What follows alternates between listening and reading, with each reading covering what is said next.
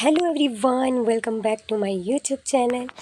तो आज फिर से लेकर आ गई हूँ एक और इम्पॉर्टेंट क्वेश्चन जो कि इससे पहले मैंने एक इम्पॉर्टेंट क्वेश्चन इसका लिख लिया है, मतलब डाल दिया, अपलोड कर दिया हुआ है। पहले उसको देख लीजिए, फिर उसके बाद दूसरा ये एक और इम्पॉर्टेंट क्वेश्चन है जो कि एग्ज़ाम में पूछा जाता है। एग्ज़ाम के लिए बहुत ज़्यादा इम्पॉर्टेंट है ये।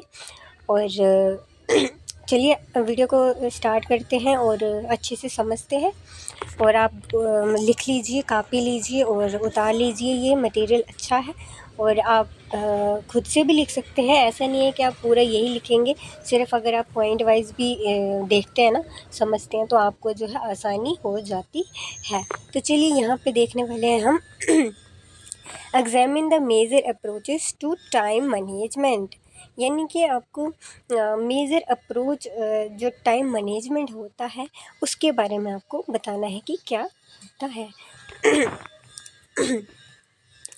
तो time management is the process of planning and organizing task and activities to make the best use of available time.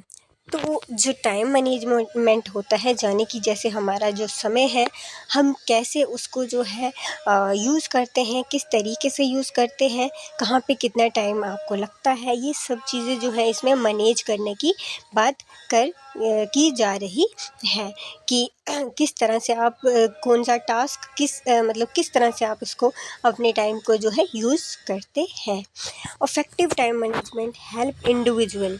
जो इफ़ेक्टिव टाइम मैनेजमेंट होता है वो इंसान के लिए, व्यक्ति के लिए इंक्रीज़ करता है, हेल्प करता है उसकी प्रोडक्टिविटी में, रिड्यूस स्ट्रेस में और अचीव देयर गोल्स एफिशिएंसी में।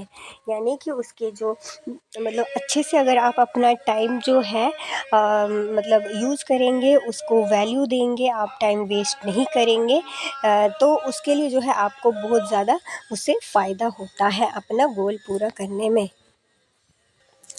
There are several major approaches to time management, each focus on different aspect of managing time effectively.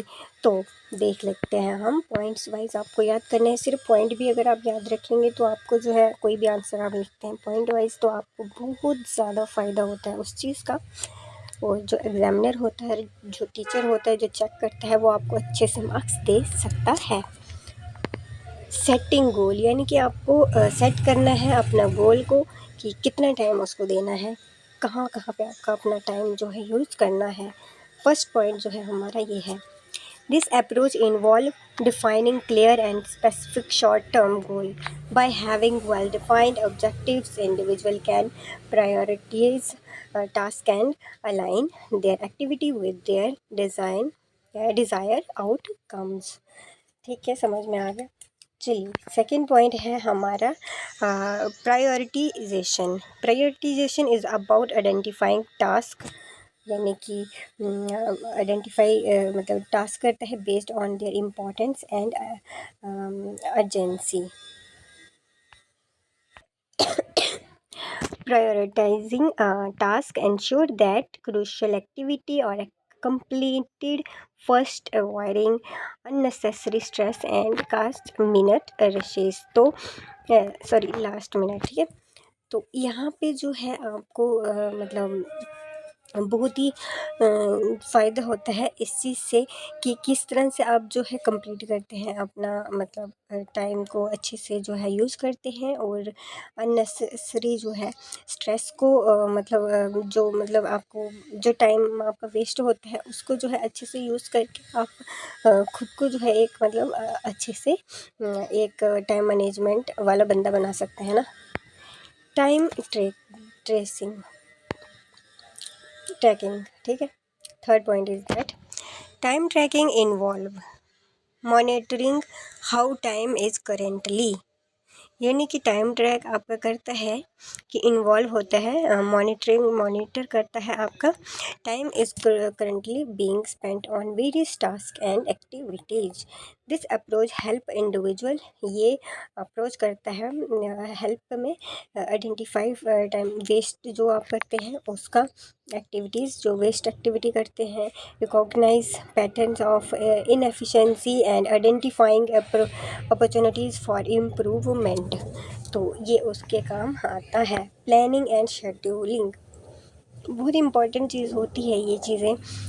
मान लो अगर आप कोई भी गोल करते हैं, टाइम बहुत ज़्यादा जो है इम्पॉर्टेंट होता है किसी भी काम को करने के लिए। तो फोर्थ पॉइंट आ गया आपका प्लानिंग एंड शेड्यूलिंग। प्लानिंग बहुत ज़्यादा ज़रूरी होती है कोई भी वर्क करने के लिए। Planning and scheduling involve creating daily weekly, मतलब डेली मतलब दिन में जो आप सुबह से उठ के शाम तक क्या करते हैं, किस तरह से अपने टाइम को जो है यूज़ करते हैं, आपको प्लान के हिसाब से करना चाहिए। और monthly schedule to allocate time to specific task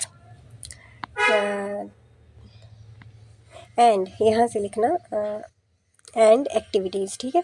time blocking is a common technique where individual dedicates specific time blocks for certain task, allowing better focus and minimizing interruptions, ठीक। Fifth point is that delegation is the process of assigning task to other who are better suited to handle them or have the required expert।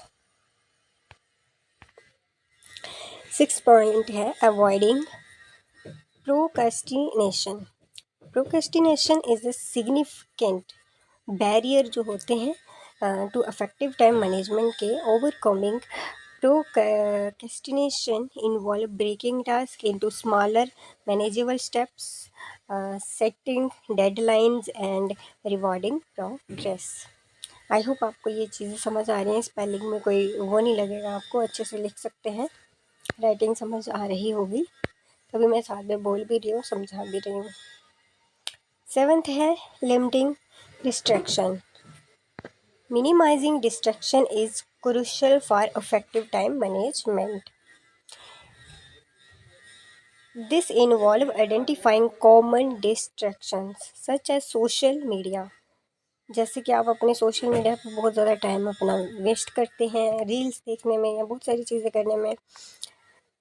Email notification और unnecessary meeting and tasking step to eliminate और reduce them during focus work time.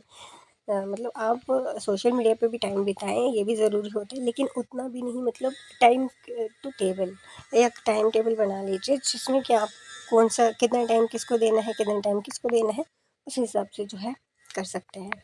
Limit होती है हर एक काम की। और eighth point आपका है utilizing technology.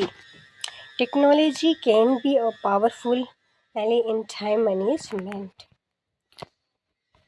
Ninth point setting boundaries. setting clear boundaries between work and personal life is essential for maintaining work life balance। 10th point लिख लीजिए flexibility. while planning and scheduling are essential, it's crucial to allow for some flexibility in the schedule। Last में थोड़ा सा लिख लीजिए the effectiveness of time management depend on the individual. पूरी तरह जो है इंडिविजुअल पे डिपेंड करता है। और commitment to implementing their approaches consistently, ठीक है। तो ये एक पूरे मतलब ह्यूमन पे ही डिपेंड करता है किसने जो है किस तरह से अपने टाइम को यूज़ करना है। और ये पॉइंट वाइज लिखेंगे तो बहुत अच्छे से आपको मार्क्स मिल जाएंगे। आई होप आपको अच्छा लगा है। तो नेक्स्ट क्वेश्चन भी लेके आऊँगी इम्पॉर्टेंट जो है। मिलते हैं नेक्स्ट वीडियो में। Okay, bye bye.